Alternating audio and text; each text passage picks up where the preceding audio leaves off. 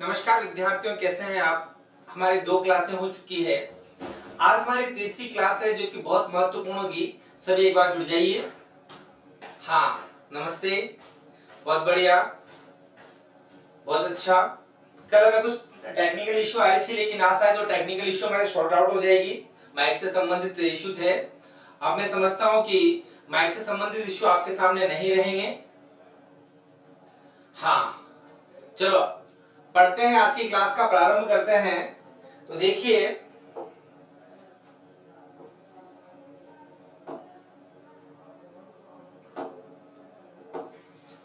हम लोग जो पढ़ चुके थे अभी तक, उसमें हमने पढ़ा था राजस्थान के इतिहास का संपूर्ण परिचय हम देख चुके थे। अब देखना, आज की क्लास में हम प्रारंभ करेंगे हमारे राजस्थान की प्राचीन सभ्यताओं की। राजस्थान की प्राचीन सभ्यताएं कौन कौन सी है, किस किस युग की है, इन सभ्यताओं की बात हम आज तीसरे नंबर की क्लास में करेंगे। सभी से निवेदन है, एक बार शेयर कर दीजिएगा और चैनल से जुड़ जाइए। चलो प्रारंभ करते हैं हम आज की इस क्लास को। जो हमारे पास पहला टॉपिक होगा वह सभ्यता का। उससे पढ़ने से पहले हम बात करते हैं सभ्यता के बारे में। तो देखो, राजस्थान की जो सभ्यताएं हैं, इस राजस्थान की सभ्यताओं में अगर हम बात करते हैं, राजस्थान की सभ्यताएं,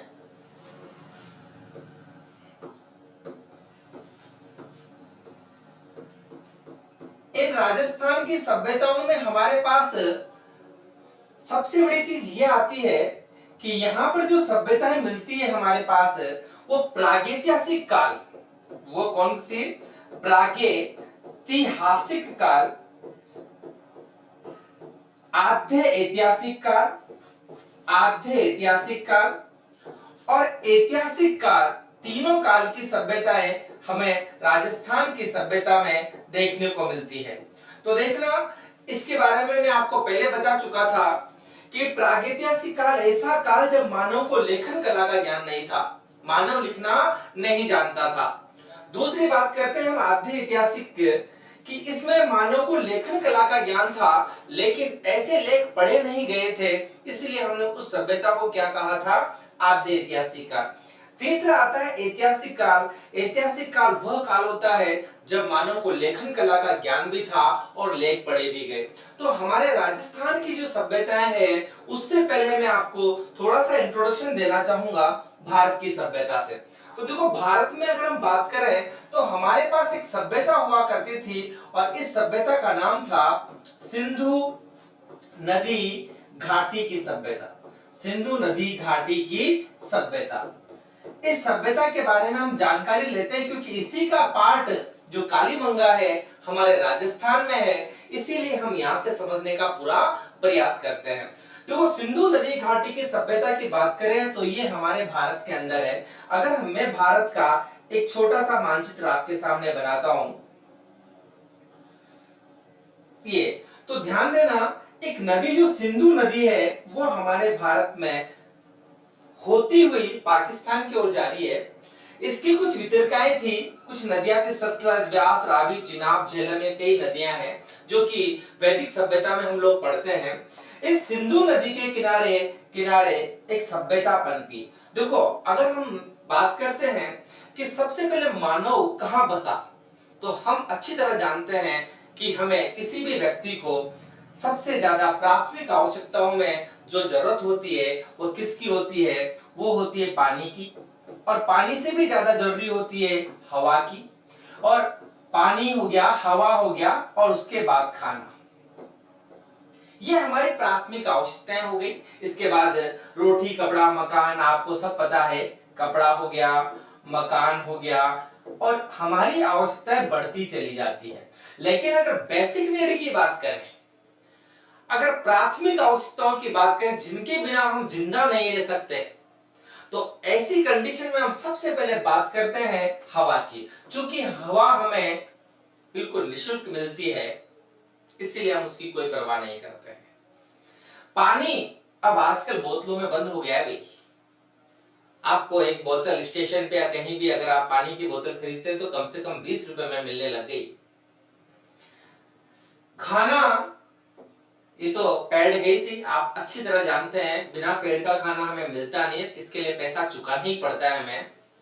तो प्राचीन काल का जब मानव था, हवा हमें मिल ही रही थी, पानी के सोर्स आज भी वैसे के वैसे ही, ऐसी कोई प्रॉब्लम नहीं है, तो उसने सबसे पहले बसना प्रारंभ किया नदी के किनारे।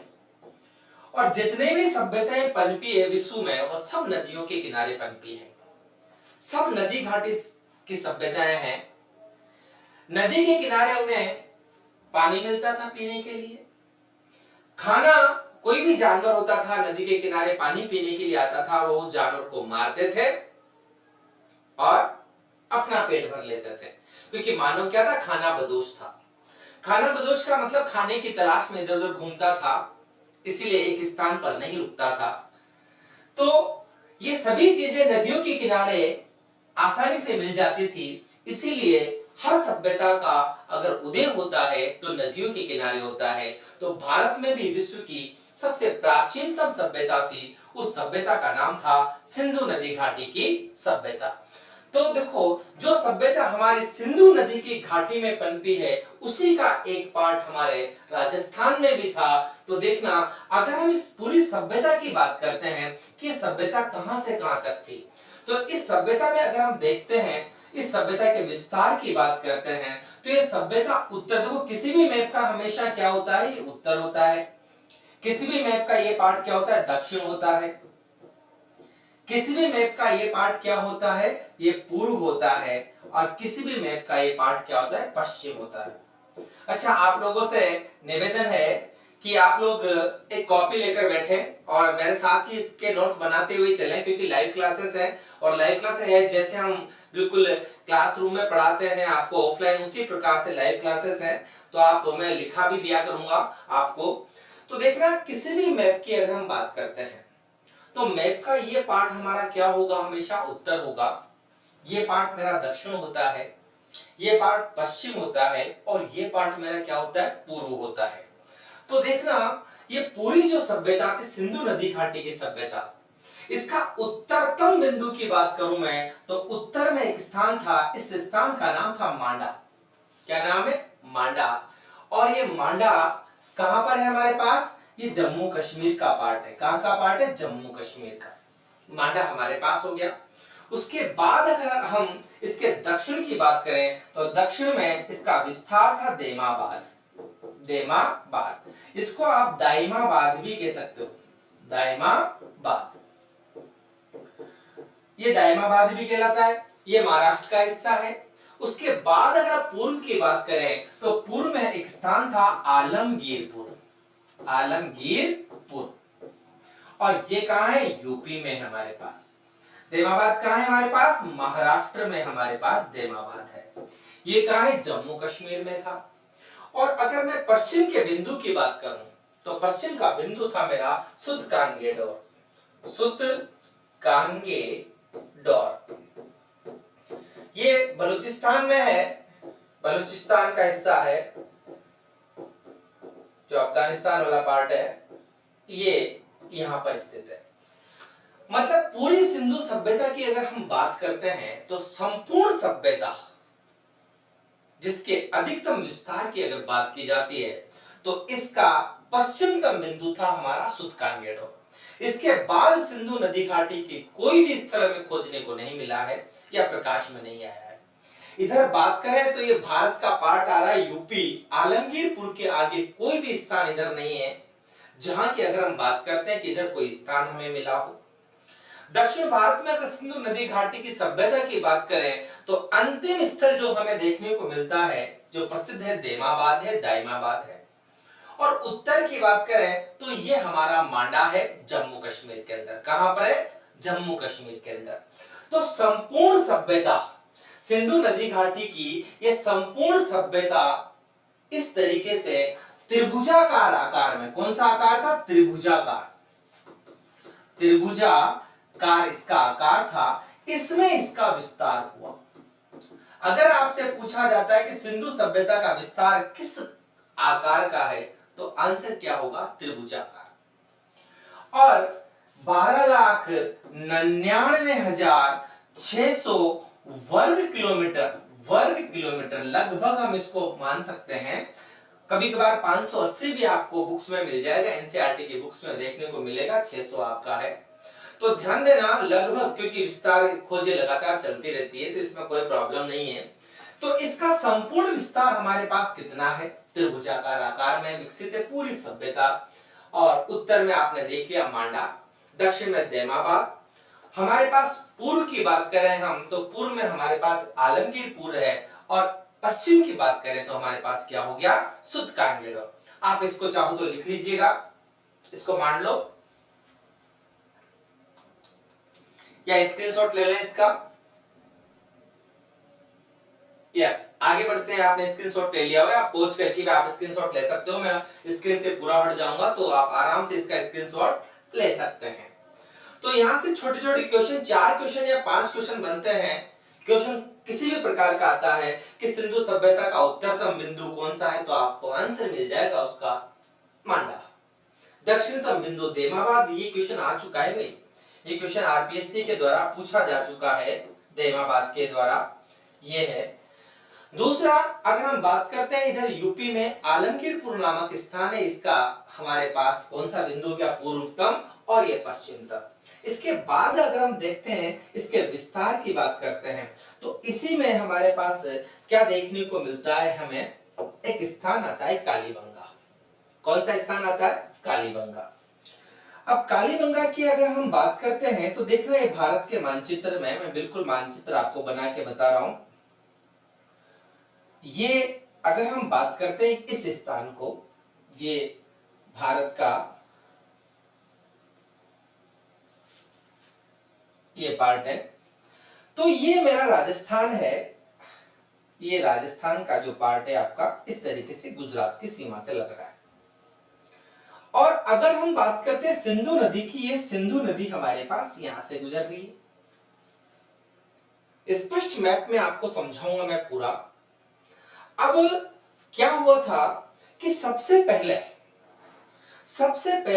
1826 में एक व्यक्ति था, इस व्यक्ति का नाम था चार्ल्स मर्सन। क्या नाम था? चार्ल्स मर्सन। मैसन भी कभी कभार देखने को मिल जाता है, कोई प्रॉब्लम नहीं है नाम में। इस व्यक्ति ने सबसे पहले बताया कि यार इस इलाके में कोई सभ्यता दबी पड़ी है, इस इलाके में कोई सभ्यता है। क्योंकि जब खुदाई कार्य चल रहा था लाहौर के आसपास, तब वहां कुछ ईंटें निकल रही थी, तो इसने बता तो दिया था। हड़प्पा के बारे में सबसे पहले बता रहा है बंदा कि यहां पर कोई सभ्यता है, लेकिन इसकी बात को ज्यादा तवज्जो नहीं दिया गया। और इसकी बात को जब ज्यादा तवज्जो नहीं दिया जा रहा है, तब यह बात आई गई होगी, कोई प्रॉब्लम नहीं है। लेकिन फिर 1856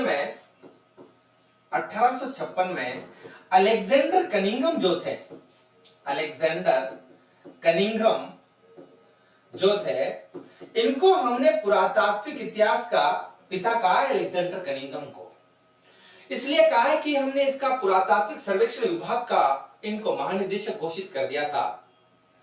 तो इनके नेतृत्व में एक टीम हमारे पास इस लाहौर में कराची से लेकर लाहौर के मध्य रेल के लिए पटरियां बिछाई जा रही थी।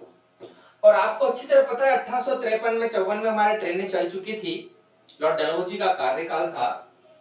तो उन ट्रेनों की पटरियां बिछाने के लिए खुदाई कार्य चल रहा था, और खुदाई कार्य हमारे पास कराची से लाहौर के मध्य था, कराची से लाहौर के मध्य। तो जब पटरियां बिछाई जा रही थी, खुदाई कार्य किया जा रहा था, तो वहां से धड़ल्ले से ईंटें निकल रही है। और जब ईंटें निकल रही है तो लोगों को बड़ा ताज्जुब हुआ, क्योंकि ईंटों का फिक्स अनुपात था। ईंटों का अनुपात था 4:2:1। इस अनुपात में ईंटें हुआ करती थी। कुछ क्षेत्रों में ईंटों का अनुपात आपको 3:2:1 भी देखने को मिल जाता है, 3:2:1। लेकिन सर्वाधिक अनुपात हमारा इस रूप में मिलता है पूरी सभ्यता के अंतर्गत। तो जब फिक्स अमाउंट में अगर ईंटें निकल रही है और एक निश्चित अनुपात में है, तो इनका दिमाग खराब हुआ कि यार वास्तव में यहाँ कोई सभ्यता है और हमें खुदाई कार्य करना चाहिए। लेकिन इस बात पर किसी ने ध्यान नहीं दिया। कारण क्या था? 1856। एक साल बाद ही अगर आप देखोगे तो हो गई 1857 की क्रांति। और जब 1857 की क्रांति अगर हो जाती है तो क्या ये लोग खुदाई कार्य करेंगे, अपनी जान बचाएंगे? तो मैं कहता हूं ये सबसे पहले अपनी जान बचाएंगे। और 1857 से लेकर हमने इन्हें सांस तक नहीं लेने दिया। 1918 तक लगातार एक से बढ़कर एक घटनाएं घटती रही। किसी ने यह ध्यान नहीं दिया कि कोई सभ्यता है, उसकी खुदाई करनी चाहिए। मामला बहुत गंभीर हुआ, कोई प्रॉब्लम नहीं है। लेकिन फिर सबसे पहले 1921 में जब सब तरफ से सब कुछ शांत हो गया था, हालांकि एक आंदोलन चल रहा था भारत के अंदर, असहयोग आंदोलन, नॉन कोऑपरेशन मूवमेंट, तो उसी समय 1921 में एक व्यक्ति थे राय बहादुर दयाराम साहनी। इन राय बहादुर दयाराम साहनी के नेतृत्व में एक शहर था पंजाब के मोंटगोमरी जिले में। वहां पर उस शहर का नाम हड़प्पा था। वहां सर्वप्रथम खुदाई कार्य करना प्रारंभ किया और एक पूरा शहर प्रकाश में आ गया, संपूर्ण शहर। और उस शहर का नाम था, उस सभ्यता का नाम था हड़प्पा। ये चूंकि शहर का नाम है, ध्यान देना। और इस हड़प्पा के बारे में पहले भी जानकारी दे चुके थे चार्ल्स मर्सन महोदय, लेकिन इनकी बात को किसी ने नहीं सुना। मामला और गंभीर हुआ कि यार पूरा शहर का शहर निकल रहा है। तो पुरातात्विक विभाग जो हमारे सामने था, उसने कोई कमी नहीं छोड़ी, लगातार खुदाई कार्य करना प्रारंभ किया। 1922 में फिर एक शहर पास में ही मोहनजोदड़ो प्रकाश में आ गया। अब उत्सुकता बढ़ती गई और इस उत्सुकता को इस कदर बढ़ाया गया कि पूरा 12,99,600 वर्ग किलोमीटर तक पूरी सभ्यता एक विकसित रूप में हमारे सामने आ चुकी थी। अब उस सभ्यता का एक स्थान हमारे राजस्थान में था। उस स्थान का नाम था कालीबंगा। क्या नाम था? कालीबंगा। सभ्यता का नाम क्या था? कालीबंगा। एक स्थान है, ये हमारे राजस्थान की है। चूंकि हम राजस्थान का इतिहास पढ़ रहे हैं, इसीलिए हमारे लिए इंपॉर्टेंट है कालीबंगा की सभ्यता। तो अब हम पढ़ेंगे कालीबंगा की सभ्यता। आप चाहें तो इसका स्क्रीनशॉट ले लीजिएगा।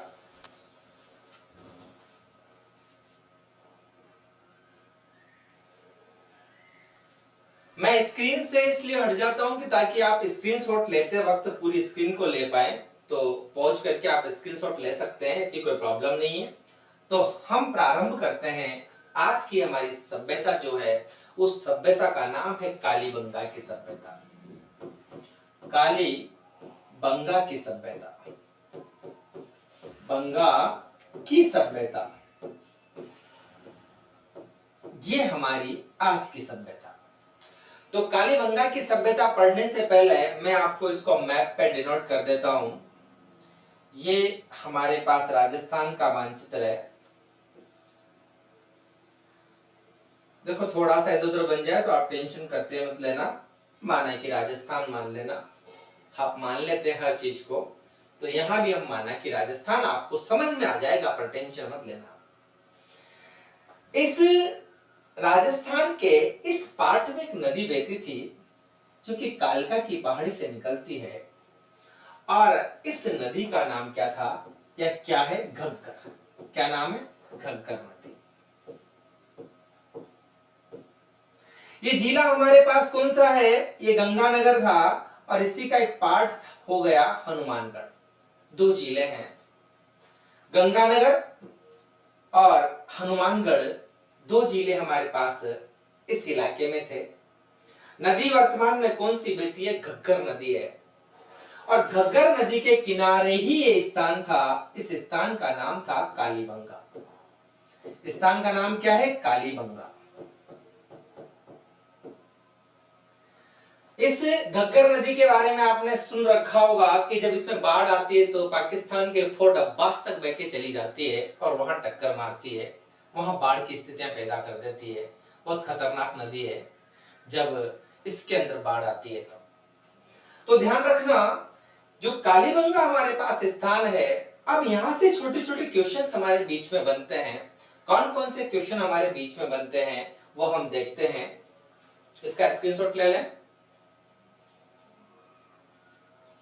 कौन कौन से क्वेश्चन हमारे बीच में कालीबंगा को लेकर बनते हैं। तो सबसे पहले आपसे पूछा जाता है कालीबंगा के बारे में। अगर आपसे पूछा जाता है कि बताइए ये सभ्यता या इस सभ्यता का स्थान क्या है, क्या पूछा जाता है? स्थान अगर आपसे पूछा जाता है तो हमारे पास जो कालीबंगा का जो स्थान है, अगर हम बात करते हैं जब इसकी खुदाई हुई थी तब हमारे पास जिला हुआ करता था प्राचीन गंगानगर। मैं इसलिए लिखा रहा हूं ये कि जब इसकी खुदाई कार्य चल रहा था तो जिला गंगानगर हम कह सकते हैं, क्योंकि हनुमानगढ़ बाद में बना है। और अगर मैं वर्तमान की बात करूं, वर्तमान स्थान की बात करूं, तो वर्तमान जिला मेरा क्या आ रहा है? हनुमानगढ़। क्या आ रहा है? हनुमानगढ़। हनुमानगढ़। क्वेश्चन आ जाए कालीबंगा स्थित था खुदाई के दौरान की अगर बात कर ली जाए आपसे, तो आंसर क्या होगा? गंगानगर।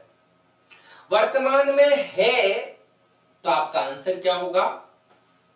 हनुमानगढ़। ऐसे ही यहां पर हम बात करते हैं नदी की बात करें, नदी, तो नदियों में भी यहां प्राचीन काल की दो नदियां हैं।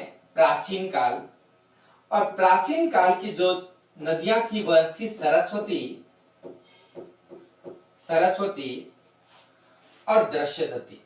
दृश्यदती दो नदियां थी, सरस्वती या दृश्यदती हम इसको कह सकते हैं। ये वैदिक कालीन नदियां हैं। कौन सी नदियां? वैदिक कालीन नदियां।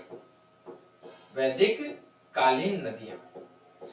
तो क्वेश्चन आ जाए कि कालीबंगा या राजस्थान का वह कौन सा शहर है जो वैदिक कालीन नदियों के किनारे बना हुआ है या बसा हुआ है, तो हमारा आंसर होगा कालीबंगा।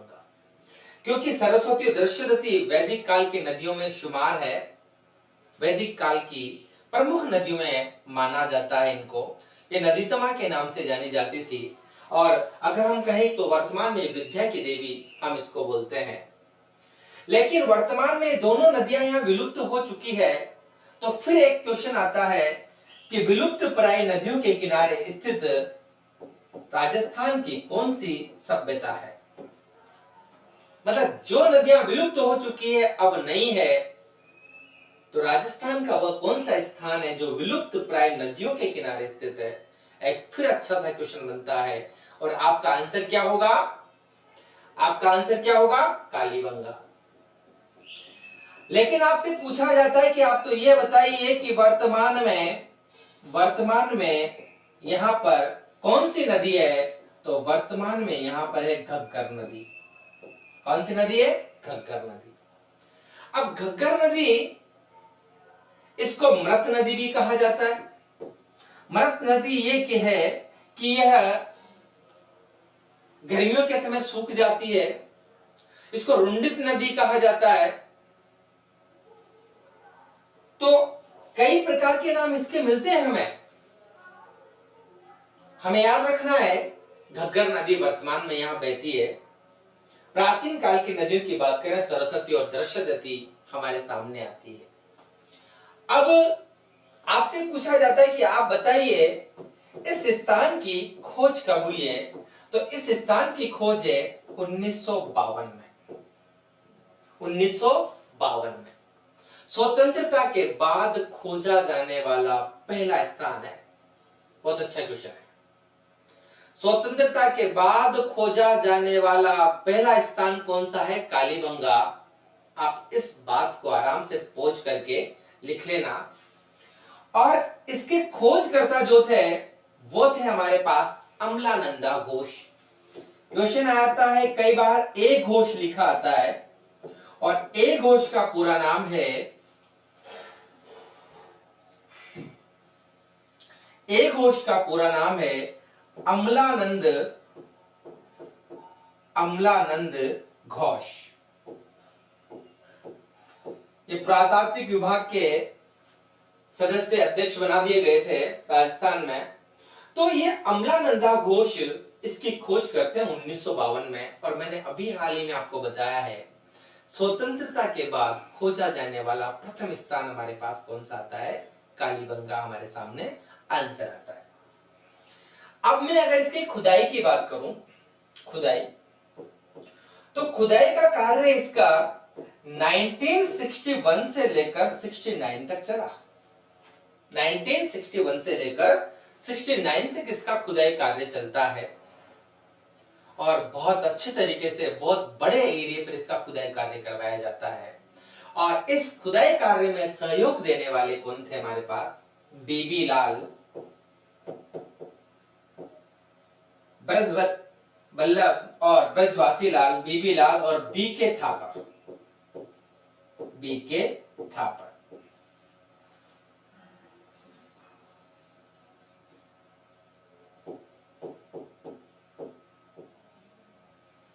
एक बालकृष्ण थापर है, एक ब्रजवासी लाल है। हाँ, बालकृष्ण थापर पूरा नाम है बाल कृष्ण थापर, और ब्रजवासी लाल, इन दोनों व्यक्तियों के नेतृत्व में इसका खुदाई कार्य हुआ।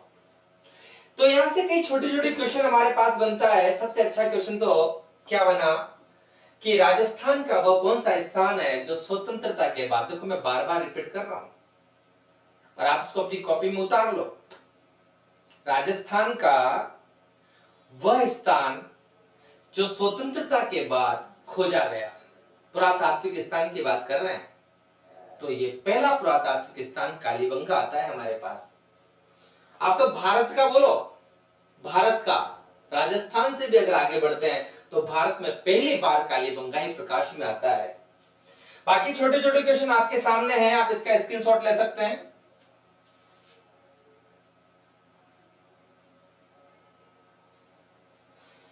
यस, तो छोटे छोटे क्वेश्चन में हमारे पास देखो मैंने डिस्कस किया है, आपका अच्छी तरह से डिस्कस हुआ है कि कौन से जिले में स्थित था, आंसर होगा गंगानगर। फिर क्वेश्चन हमारे सामने आता है कौन से जिले में स्थित है, तो हमारे पास आंसर होगा हनुमानगढ़। कौन सी नदियों के किनारे था, मतलब वर्तमान में वो नदियां नहीं है, तो आंसर क्या है हमारे पास, सरस्वती और दर्शवती। ये दोनों वैदिक कालीन नदियां वर्तमान में विलुप्त हो चुकी है। फिर क्वेश्चन आता है कौन सी नदी के किनारे स्थित है, तो फिर आपका आंसर क्या होगा, घग्गर नदी। खोज की अगर आपसे बात की जाती है तो खोज हमारे पास, इसकी खोज 1952 में ए घोष, अमलानंद घोष के द्वारा की गई है। क्वेश्चन पूछ लिया जाता है खुदाई कार्य कब से कब तक चला, तो 1961 से 69 तक इसका खुदाई कार्य चला।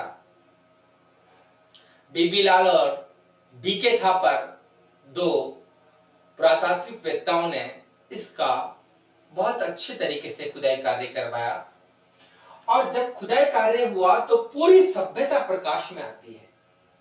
तो उस सभ्यता में हमें क्या मिला, उस सभ्यता में हमें देखने को क्या मिलता है, हम देखते हैं इसकी विशेषताएं। आपने स्क्रीनशॉट ले लिया होगा, हम बात करते हैं इसकी विशेषताओं की।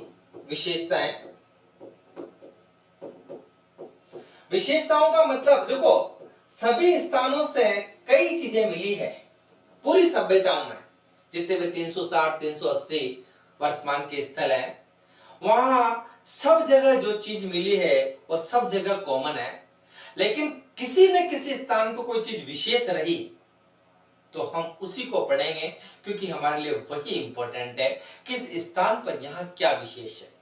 जैसे अगर कोटा की बात करें तो शहर तो बहुत है, शहर तो बहुत है, लेकिन कोटा जाना जाता है किसके लिए? कोचिंग के लिए। क से क डिनोट फॉर कचौरी। कोटा की कचौरी काफी फेमस है, आपने खाई होगी। क डिनोट फॉर कोचिंग।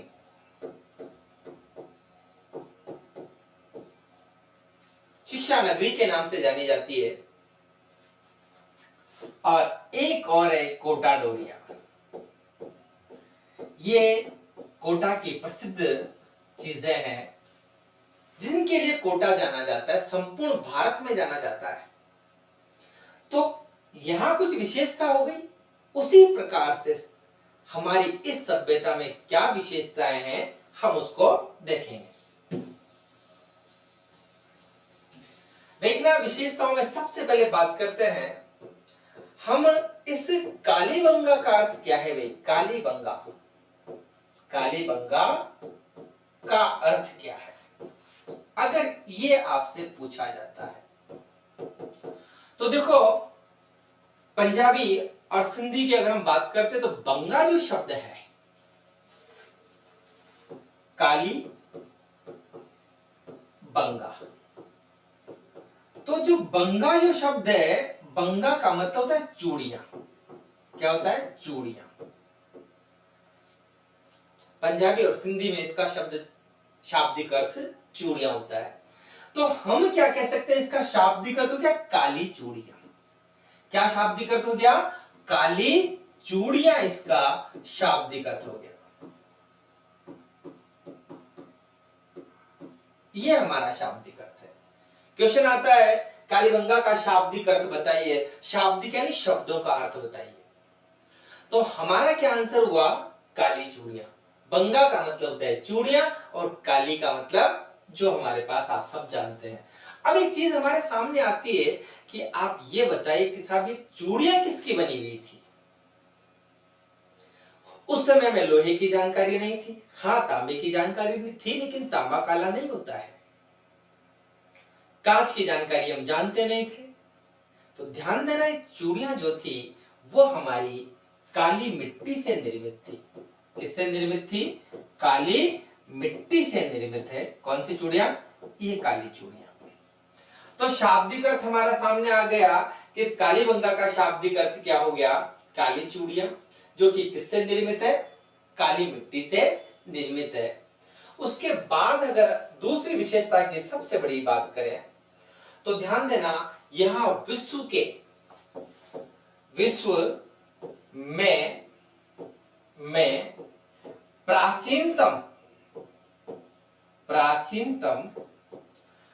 में प्राचीनतम जुते हुए खेत के साक्ष्य, जुते हुए खेत के साक्ष्य मिले हैं यहां से।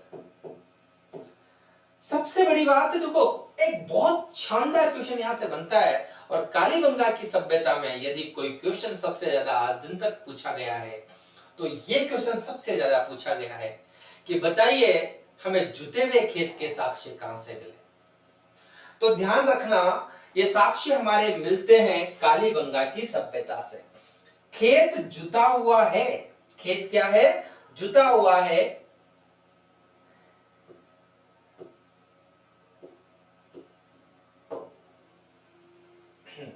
हमारे पास जो साक्ष्य है वो खेत में है। खेत यहां जुता हुआ है। इसका मतलब क्या है? इस खेत में हराइयां पड़ी हुई थी, हल चला रखा था इस तरीके से, इधर ऐसे खेत को जोत रखा था। ये पैटर्न अगर पूछा जाता है तो मैं समझता हूं सबको दिख रहा होगा। पैटर्न ग्रिड पैटर्न है। ग्रिड क्या कह सकते हो? ग्रिड पैटर्न कह सकते हो इसको। ग्रिड का मतलब खाने बने हुए, खाने चौसर के।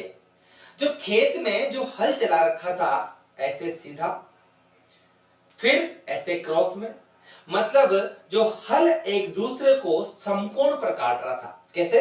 समकोण पर काट रहा था। हराइयां इधर भी पड़ी हुई थी और हराइयां इधर भी पड़ी हुई थी, और इतनी विचित्र खेती उस समय की जाती थी। तो फिर एक क्वेश्चन बनता है, किस सभ्यता में ग्रिड प्रणाली पर या ग्रिड पैटर्न पर कृषि कार्य किया जाता था? हमारा आंसर था कालीबंगा।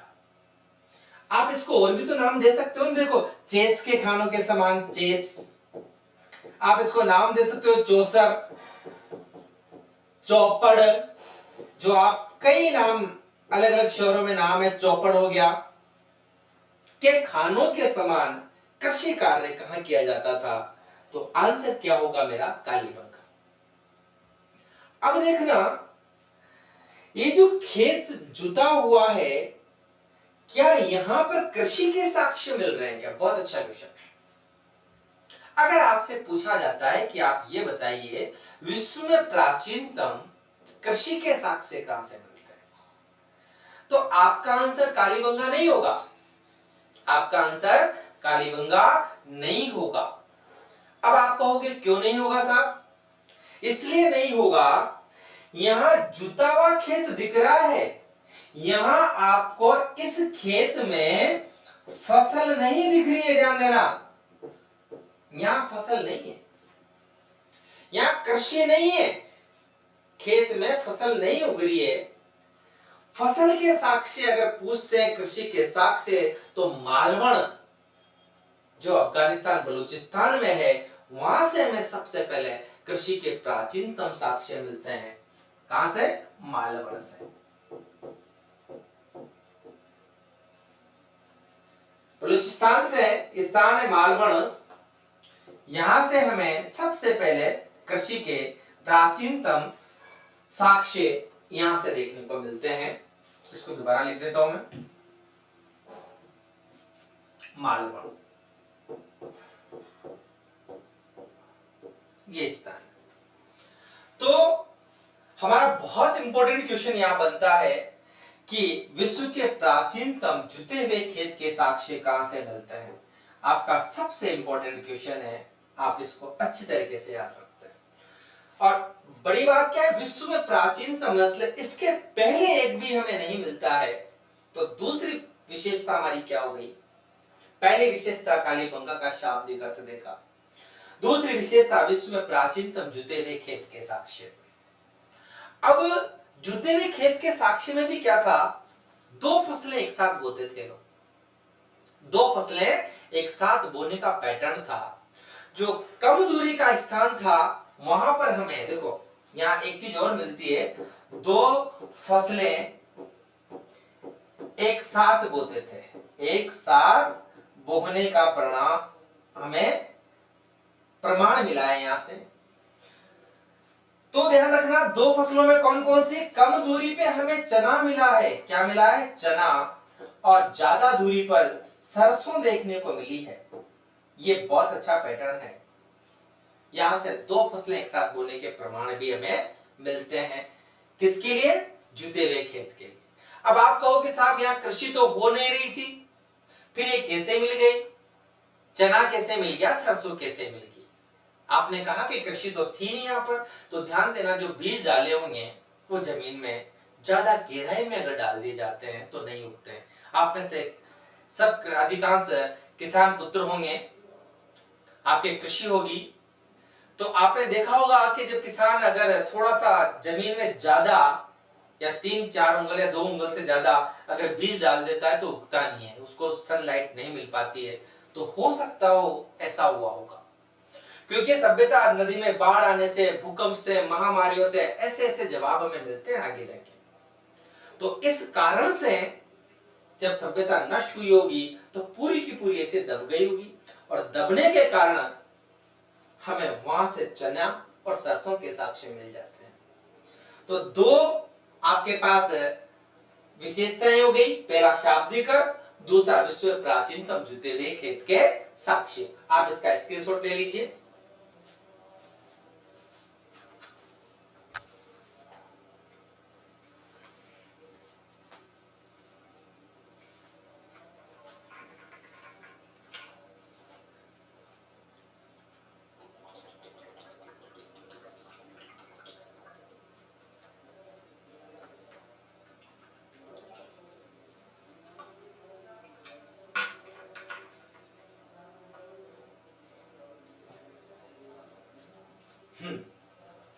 आपने इसका स्क्रीनशॉट ले लिया होगा। अब देखते हैं अगली विशेषता। तो देखना, नेक्स्ट विशेषता की बात करते हैं। तो यहां से हमें एक और बहुत अच्छा साक्ष्य मिला है। यहां से हमें 7 की संख्या में अग्नि वेदियां मिली है। क्या मिली है? अग्नि वेदियां। कितनी संख्या में? 7 की संख्या में, 7 काउंटिंग नंबर है 7। प्लस हमें यहां से बलि वेदियां भी मिली है। बलि वेदियां, इन दोनों के प्रमाण भी हमें इस कालीबंगा की सभ्यता से देखने को मिलते हैं। तो अग्निवेदी, अग्निवेदी का मतलब क्या होता है? What is the meaning of अग्निवेदी? हवन कुंड। क्या है ये? हवन कुंड। तो आप ये कहेंगे कि क्या यहां से हमें आग के साक्ष्य मिले हैं?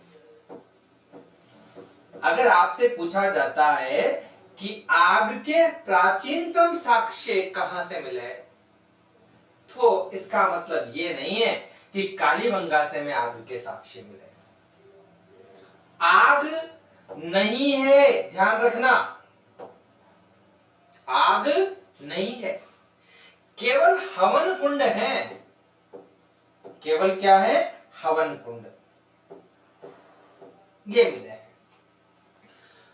अब काम क्या आते हैं ये आप अच्छी तरीके से जानते हो, लेकिन जो प्रमाण हमारे सामने है हमें जवाब वो देना है। हमें दिमाग नहीं लगाना कि साहब हवन कुंड है तो फिर आग भी मिली होगी। आग नहीं मिली है, हवन कुंड मिले हैं, ध्यान रख लेना। इसलिए अपना दिमाग बिल्कुल नहीं लगाना है कि साहब आग के साक्ष्य भी हमें कालीबंगा से मिल जाते हैं।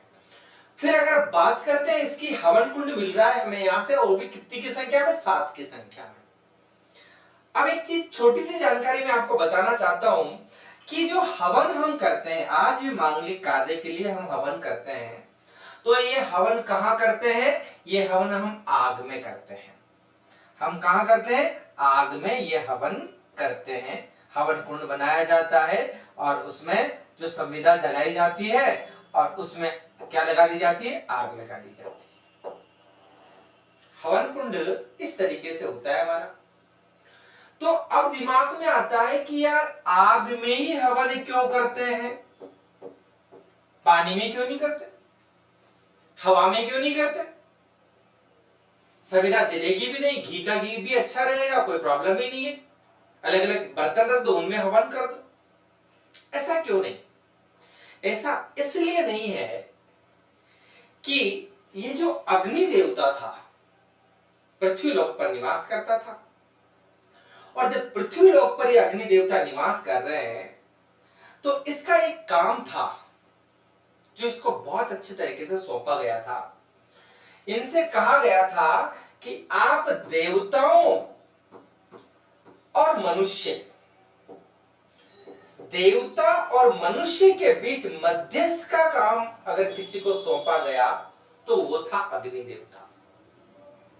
मतलब मनुष्य लोक से, पृथ्वी लोक से कोई भी संविदा या कोई भी सूचना देवताओं तक पहुंचानी है तो कौन लेकर जाएगा? अग्नि। अग्नि की पत्नी का नाम स्वाहा है, इसीलिए आज भी हम हवन करते हुए क्या बोलते हैं? संबंधित व्यक्ति का नाम लेते हैं, संबंधित देवता का नाम आता है। ओम गणेशाय स्वाहा आपसे बोला जाता है, ओम विष्णु स्वाहा। स्वाहा पत्नी का नाम है। तो सपत्निक जो आहुति हमने उसको समर्पित की, उसको लेकर संबंधित देवता तक जाता है। जैसे ओम गणेशाय, गणेश पहले बोला, एड्रेस पहले, तो गणेश जी के पास उस आहुति को ले जाने वाला कौन रहेगा? अग्नि रहेगा। इसीलिए हवन कहां किए जाते हैं? अग्नि में किए जाते हैं, जल में नहीं किए जाते हैं। क्योंकि जल देवता का काम नहीं है, वायु देवताओं का काम नहीं है, आपका हवन व्यर्थ चला जाएगा। कई पंडित जो होते हैं, आप अगर कभी देखना, उनसे आपको पृथ्वी की आहुति लगाओ, तो समझदार पंडित तो कोई भी आहुति की, पृथ्वी की आहुति को पृथ्वी पर डालेगा।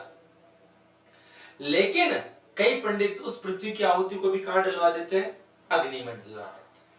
तो आप वही समझ जाया करो कि पंडित है लेकिन पांडित्य नहीं है, समझदार सबसे बड़ी चीज आती है।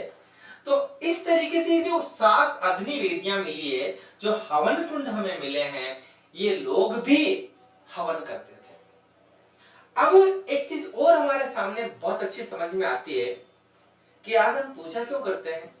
एक पिक्चर भी आई थी पीके, और उस पीके मूवी में कहा गया था हम भगवान के आगे हाथ जोड़ते हैं। देखो बहुत बड़ा अंतर नहीं है। आपने कई भिखारियों को, माफ करना शब्द का प्रयोग करना पड़ रहा है, मंदिर के बाहर बैठे हुए देखा होगा। पूरी दुनिया उनको देखती है कि भिखारी है, भीख मांग रहा है, मंदिर के आगे बैठा हुआ है। लेकिन जो बड़ी बड़ी गाड़ियों से उतरते हैं, अच्छे सूट बूट में बढ़िया सही होकर मंदिर के अंदर प्रवेश करते हैं, क्या वो भिखारी नहीं है? वो भी भिखारी है। वो भगवान से वहां जाकर भीख मांगते हैं, भगवान मुझे ये देना, भगवान मुझे वो देना, मुझे पास कर देना, ये वो 50 रुपए का चूना, जो भी मतलब पता नहीं व्हाटएवर क्या क्या। तो वो दुनिया को नहीं दिखता है। दुनिया को वो दिखे जो गरीब व्यक्ति कहां बैठा है, कहां बैठा है? फुटपाथ पे या मंदिर की सीढ़ी पर बैठा है। गरीब के लिए कहा है ना कि है घास फूस की झोपड़ियां जिन पर जीवन चलता है। देखो दरिद्रता देखना किसी भी गरीब की, कि है घास फूस की झोपड़ियां जिन पर जीवन चलता है, दिन रात परिश्रम कर टुकड़ों पर मानव पलता है। एक गरीब की व्यथा का बहुत अच्छा चित्रण किसी साहित्यकार ने बहुत अच्छे तरीके से किया है, जो मैंने आपको बताया। तो आपको समझ में आ गया होगा, अग्नि वेदियां है, 7 की संख्या में मिली है। कहां से मिली है? कालीबंगा से। अग्नि वेदी को हवन कुंड कहते हैं। आग के साक्ष्य नहीं मिलते हैं, हवन अग्नि में ही करते हैं। और अग्नि एक ऐसा देवता था जो क्या करता था, मनुष्य और देवताओं के बीच मध्यस्थ का काम करता था। फिर बात आती है बलि वेदियों की, कि साहब बलि वेदियां, ये लोग क्या बलि देते थे क्या? देखो बलि प्रथा आज के 10 या 15 साल तक भी थी। जितने भी माताजी के मंदिर होते हैं वहां बलियां दी जाती थी। इस बलि प्रथा को समाप्त कर दिया गया है, निषेध कर दिया गया है कि अब आप बलि नहीं देंगे, लेकिन ये थी पहले। और ऐसा माना जाता था कि ईश्वर इससे प्रसन्न होगा, लेकिन किसी जीव की हत्या से कोई ईश्वर प्रसन्न नहीं होता है। बलि देनी है ना, तो अपने गंदे विचारों की दो। ऐसा नहीं कि आप पशु की बलि देकर आप ये कह रहे कि हमारा पाप कम हो गया। अरे तुमने एक और पाप कर दिया। तो पाप कर रहे हो और बोल रहे हो कि हम ईश्वर की सेवा, कोई भी ईश्वर, दुनिया का कोई भी अल्लाह हो गया, ईश्वर हो गया, वाहिगुरु हो गया, कोई भी आपसे ये नहीं कहता कि आप जीव हत्या करें। जीव हत्या निषेध है एक तरीके से पूरा। तो बलि वेदियां मिली, लेकिन हमें बलि वेदियों में यह साक्ष्य नहीं मिला कि किसकी बलि दी जाती थी। यह हमें यहां से नहीं मिलता है कि बलि किसकी दी जाती थी। तो छोटे छोटे क्वेश्चन यहां से बनते हैं। हमें अग्नि वेदियां कहां से मिली है? कालीबंगा से। संख्या 7। बलि वेदियों के साक्ष्य भी मिलते हैं, लेकिन बलि के प्रमाण नहीं मिलते कि किसकी बलि दी जाती होगी। आप इसका स्क्रीनशॉट ले लें।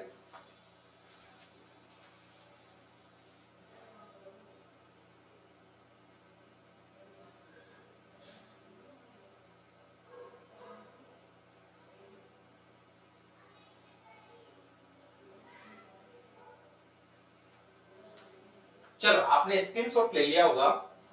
यहीं पर मैं आपको एक चीज और बताना चाहता हूं। मैं आपसे कह रहा था कि हम भगवान की पूजा क्यों करते हैं। हम भगवान की पूजा इसलिए करते हैं क्योंकि हम डरते हैं।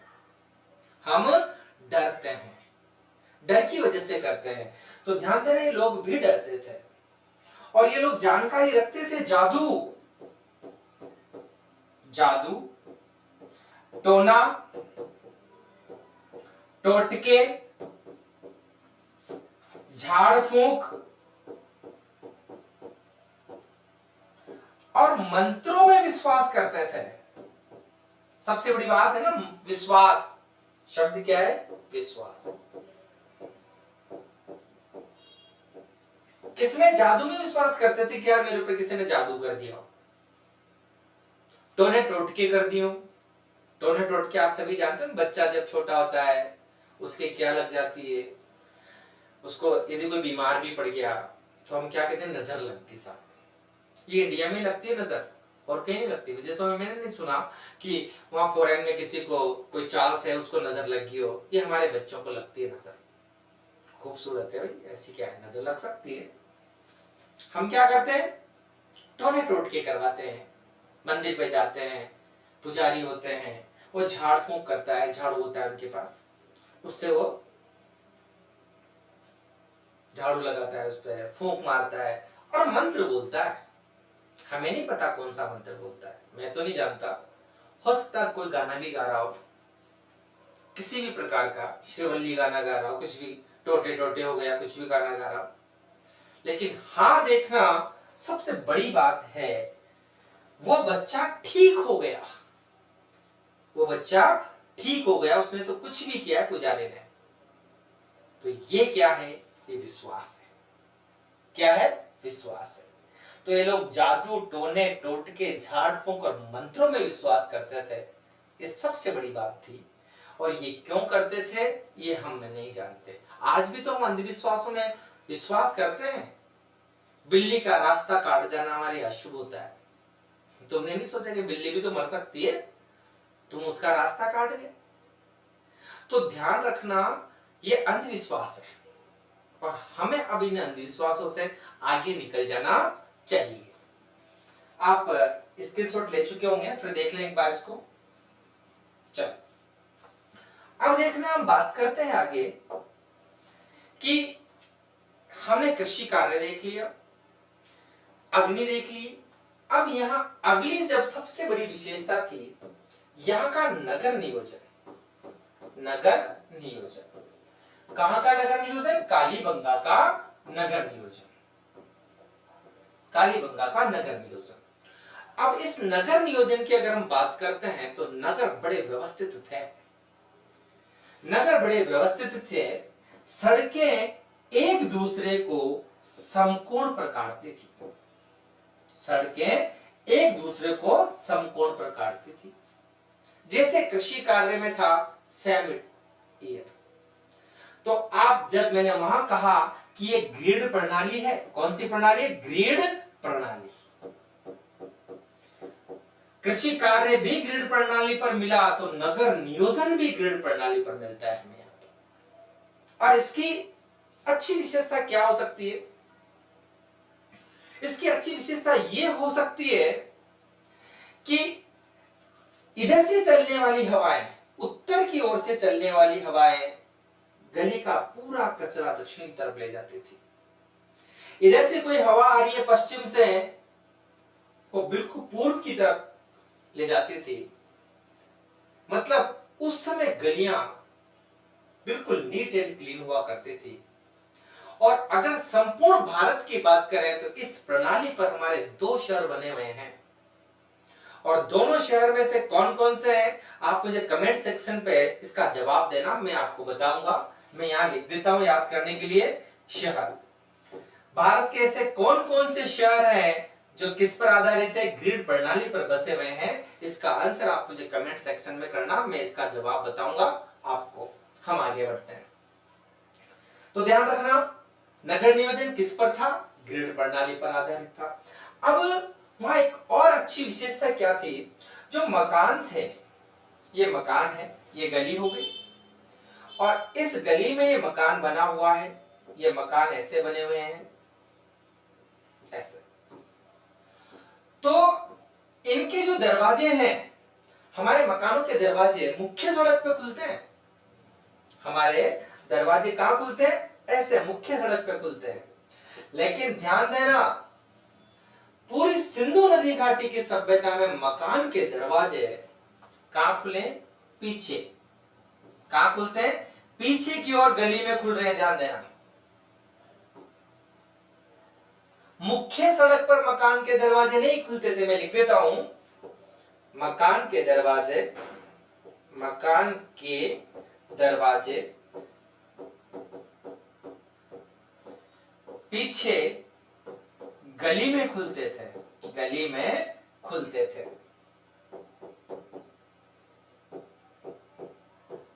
खुलते थे।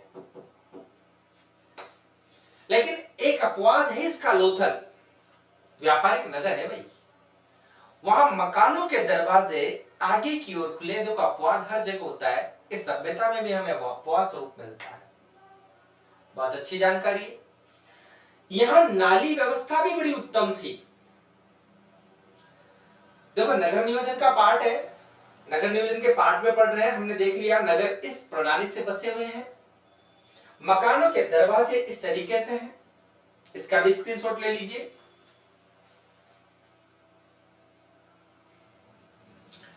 अब देखना,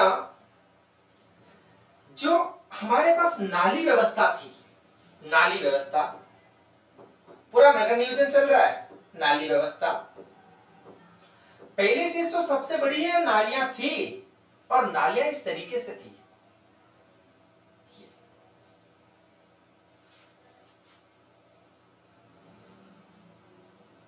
इस तरीके से। यहां से क्वेश्चन बनता है, बहुत इंपॉर्टेंट पार्ट है, हर पार्ट में आपका बिल्कुल टच करता हुआ चलूंगा, आप बिल्कुल तसल्ली से देखते रहना, हमें कोई जल्दी नहीं है, आपका पूरा संपूर्ण कोर्स करवाऊंगा। लेकिन कभी बार कल जैसे टेक्निकल इश्यू आ रहा था, मुझे बड़ा खेद रहा उसके लिए कि ऐसी समस्याएं आ जाती है। ऑनलाइन क्लास में लाइव में होता है देखो, बाकी रिकॉर्डेड क्लासेस में तो उसको काट दिया भी जाता है, कि विद्यार्थी को बुरा भी लग रहा था, मैं कमेंट्स पढ़ रहा था वैसे तो होता है कई बार, लेकिन हम लोग आपके लिए ही कर रहे हैं, ऐसा कुछ है नहीं, आपके भले के लिए करने की कोशिश करते हैं। 8-8 10-10 घंटे क्लासेस चलती है तो आप लोगों की भलाई के लिए रहता है, तो कभी कभार कोई टेक्निकल इश्यू भी आ जाता है, और लाइव क्लास में होता है। रिकॉर्डेड में तो हम चाहे तो इसको काट सकते हैं, कोई पार्ट में कोई प्रॉब्लम आती है उसको दोबारा रिकॉर्ड करके उसको बढ़िया एडिटिंग करके आपको दे सकते हैं। लेकिन यहाँ पूरा लाइव आपके सामने चल रहा है, यदि मैं पानी पीने भी जाऊंगा तो आपको दिखूंगा, आपको आवाज आई होगी मैंने पानी भी पिया होगा, हटूंगा तो आपको दिखेगा। इसलिए थोड़ा सा कभी कभार आप इसको मान लिया करें और बिल्कुल तसल्ली के साथ देखें। देखो मेरा भी टाइम है और आपका भी प्रीशियस टाइम है, मैं खराब बिल्कुल भी नहीं करूंगा। और अगर आपको लगता है कि समझ में नहीं आ रहा है तो आप कोई बात नहीं, क्वेट कर सकते हैं, कोई प्रॉब्लम नहीं है। और जिसकी इच्छा है तो कम से कम इसको लाभान्वित तो करें, दूसरों को शेयर करें और उसको लाभ लेने दें इसका। ये देखो ये क्या है, ये शॉक पिट है, ये शॉक पिट है।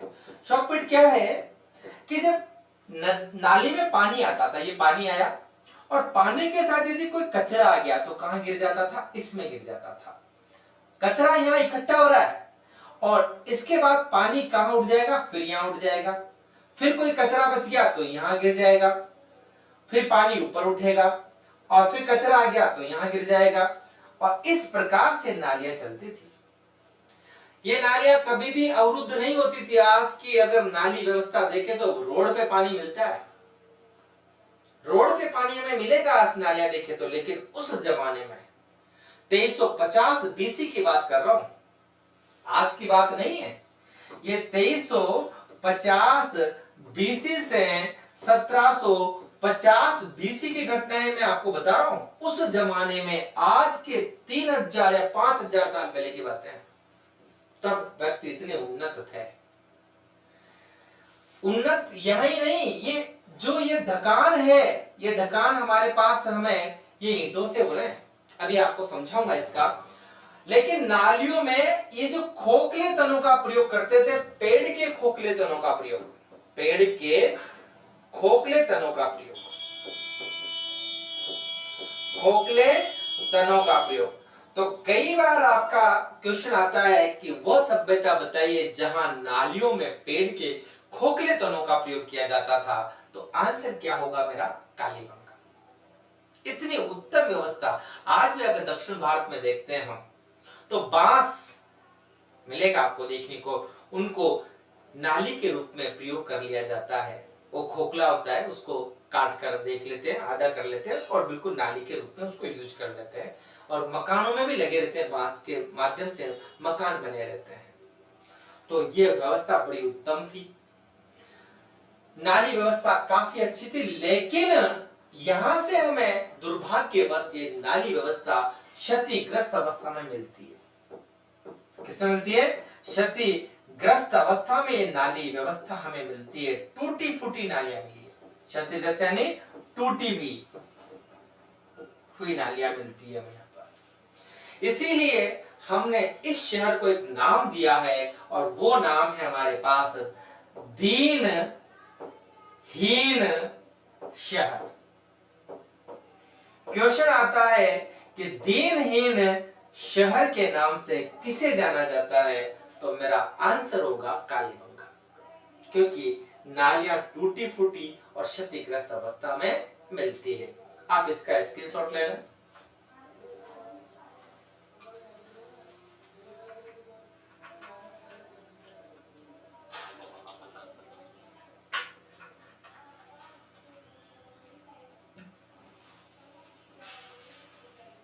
चले आगे बढ़ते हैं। अब हम मकानों के निर्माण की बात करें। हम देखना वहां के निर्माण की व्यवस्थाएं देखते हैं। किसी भी चीज के निर्माण की व्यवस्था अगर देखी जाती है तो मकानों का जो निर्माण था यह ईंटों से होता था। किससे होता था? ईंटों से।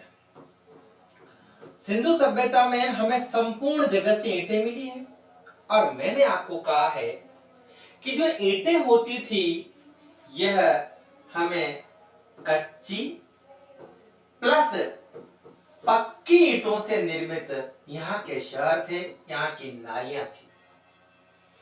अब इसकी और डिटेल जब हम पढ़ते हैं, देखो ईंट भी क्या है? फिक्स। ईंट भी क्या है? फिक्स अनुपात में ईंटें हुआ करती थी। इस तरीके से 4:2:1। क्या अनुपात था? 4:2:1 ईंटों का फिक्स अनुपात हुआ करता था। अगर साइज बढ़ेगी तो अंतिम अनुपात ये होगा। आप मैथमेटिक्स बहुत अच्छे तरीके से जानते होंगे। बड़ा अनुपात होगा तो 8, 4 और 2। अंतिम अनुपात ये आना है, और मैंने कहा है कि 3:2:1 भी कई स्थानों से मिले हैं। बड़े पत्थर मिले हैं उस आकार के।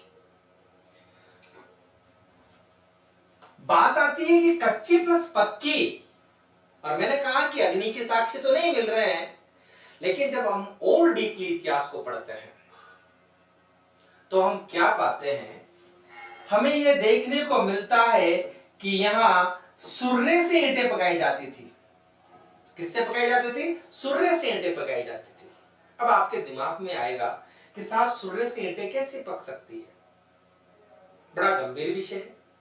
सुर्रे से ईंटें सूख सकती है लेकिन पक नहीं सकती। आप अच्छी तरीके से इस चीज को जानते हो, लेकिन किताबों में ये लिख रहा है जो मेरे तो गले नहीं उतरता, आज दिन तक भी नहीं उतरा।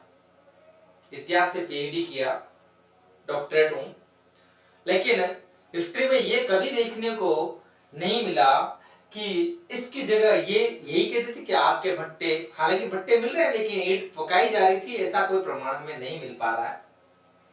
खैर कोई बात नहीं। मेरा तो ये मानना है कि जो मकान बने होंगे, ये सपोज दैट मकान बन रहा है, ये मकान है, और इस मकान में जो ईंटों का प्रयोग किया हुआ होगा दीवारों पर, आग के लगने से अगर ये सभ्यता नष्ट हुई होगी, आग लगी होगी, तो जो ऊपर की ईंटें हैं ये तो पक गई, क्योंकि हमें ईंटें पकी हुई नजर आई है। लेकिन जो जमीन के अंदर नींव में होगी, इसके नींव में जो ईंटें होगी वो पक नहीं पाई है, वो काली पड़ गई, क्योंकि यहां से हमें काली और लाल ईंटें मिली है। तो जहां हवा नहीं लगी होगी संभवतः ईंट काली पड़ गई होगी, और जहां हवा लगी होगी हो सकता है वो ईंट क्या हो चुकी होगी? पक चुकी होगी, लाल हो चुकी होगी। तो ईंटों का फिक्स अनुपात था, नालियों का ढकान ईंटों से किया गया था, नीचे खोखले तनों का प्रयोग मिलता है, मकान कच्ची प्लस पक्की ईंटों से निर्मित थे।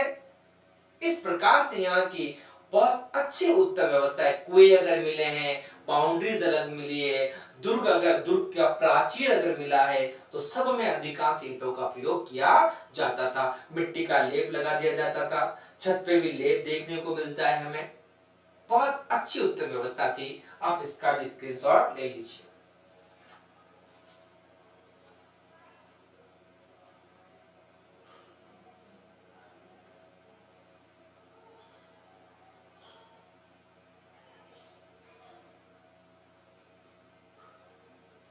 चल, ले लिया होगा आपने। अच्छा, मैंने क्वेश्चन पूछा था, एक का भी जवाब नहीं मिला है। ठीक है।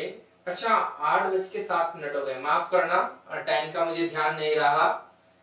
कोई प्रॉब्लम नहीं है, मैं 2-3 मिनट में अपनी वाणी को विराम देता हूँ। हम कल फिर इसी चैनल पे यहीं पर पढ़ेंगे। एट द प्रेजेंट मैं इस टॉपिक को यहीं छोड़ता हूँ, क्योंकि दूसरी क्लास शेड्यूल होगी।